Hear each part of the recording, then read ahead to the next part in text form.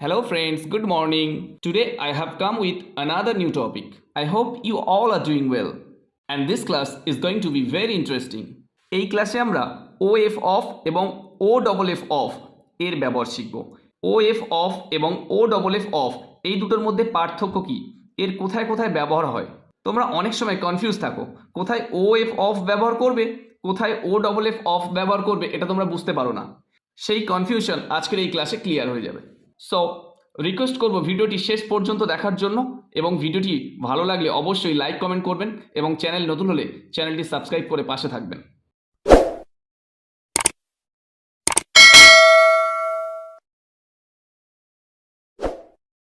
তাহলে আর দেরি না করে ক্লাসটি শুরু করছি।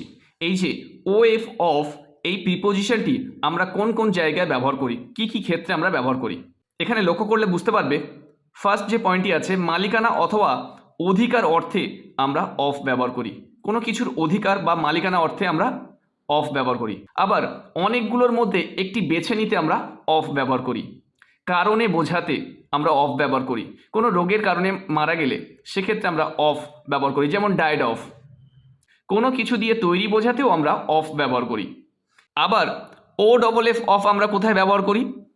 আলাদা বা পৃথক হওয়া অর্থে আমরা OFF অফ ব্যবহার করি। ছুটি বোঝাতে আমরা অফ ব্যবহার করি। এছাড়া OFF অফ এর আরও অনেকগুলি ব্যবহার আছে, সেগুলো আমরা এক্সাম্পল দিয়ে দেখে নেব। প্রথমে আমরা OF অফ এর ব্যবহার শিখব। ফার্স্ট যে এক্সাম্পলটি আছে, পাখিটার ডানাগুলি রঙিন।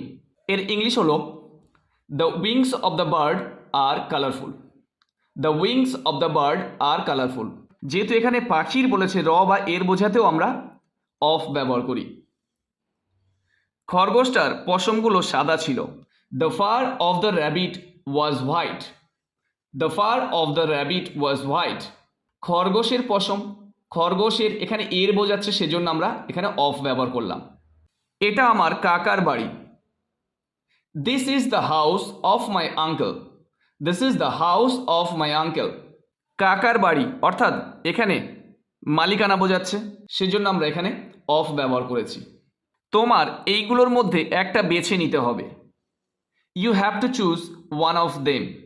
You have to choose one of them. যখন অনেকগুলোর মধ্যে একটা বেছে নিতে বোঝাচ্ছে, সেক্ষেত্রে আমরা অফ ব্যবহার করছি। আমাদের ঘুরতে যাওয়ার জন্য গন্তব্যগুলোর মধ্যে একটি বেছে নাও। আমাদের ঘুরতে যাওয়ার জন্য গন্তব্যগুলোর মধ্যে একটি বেছে নাও। তাহলে অনেকগুলোর মধ্যে একটা বেছে নিতে বলছে, সেজন্য আমরা এখানে অফ ব্যবহার করব। তাহলে বাক্যটি কেমন হবে? Choose one of the destination of our trip. Choose one of the destinations of our trip. অনেকগুলোর মধ্যে একটা বেছে নেওয়ার ক্ষেত্রে আমরা অফ ব্যবহার করব। তিনি ক্যান্সার রোগে মারা গেছেন। রোগের কারণে মারা গেলে আমরা অফ ব্যবহার করব। He died of cancer. He died of cancer. রোগের কারণে মারা গেলে আমরা অফ ব্যবহার করব। প্রচণ্ড যানজটের কারণে তার দেরি হয়ে গিয়েছিল। তাহলে কোনো কিছুর কারণে, যানজটের কারণে, এখানে কারণে বোঝাতে আমরা অফ ব্যবহার করব। He was late because of heavy traffic. He was late because of heavy traffic. সারাদিন খেলা করার কারণে শিশুটি ক্লান্ত। The child is tired of playing all day. খেলা করার কারণে, এখানে কারণে বোঝাতে আমরা অফ ব্যবহার করছি। The child is tired of playing all day. টেবিলটি কাঠের তৈরি। The table is made of wood. The table is made of wood. কোনো কিছু দিয়ে তৈরি বোঝাতে আমরা অফ ব্যবহার করি, মেড অফ। পুতুলটি প্লাস্টিকের তৈরি। পুতুলটি প্লাস্টিকের তৈরি। The doll is made of plastic. তাহলে কোনো কিছু দিয়ে তৈরি বোঝাতে আমরাও অফ ব্যবহার করব। মেডের পরে অফ ব্যবহার হবে, মেড অফ। তাহলে এতক্ষণ আমরা OF অফ এর ব্যবহার শিখলাম। এইবার আমরা OFF অফ এর ব্যবহার শিখব। OFF অফ আমরা কি অর্থে ব্যবহার করি? আলাদা বা পৃথক হওয়া অর্থে আমরা OFF অফ ব্যবহার করি। যেমন এখানে ফার্স্ট এক্সাম্পলটি হলো, জুতো খুলে প্রবেশ করুন। Take off your shoes and enter. Take off your shoes and enter. বিড়ালটি টেবিলটা থেকে লাফ দিয়েছিল। বিড়ালটি টেবিলটা থেকে লাফ দিয়েছিল, তার টেবিল থেকে বিচ্ছিন্ন বা আলাদা হয়েছিল।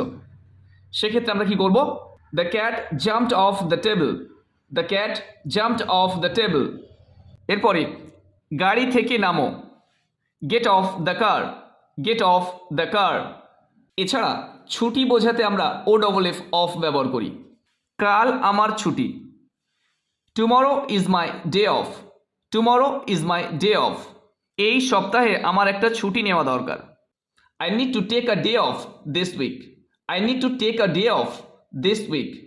Next and this is the final, বিমানটি সকাল 10টায় ছাড়বে বা উড়বে। আমরা দ্য প্লেন অথবা দ্য ফ্লাইট ব্যবহার করতে পারি।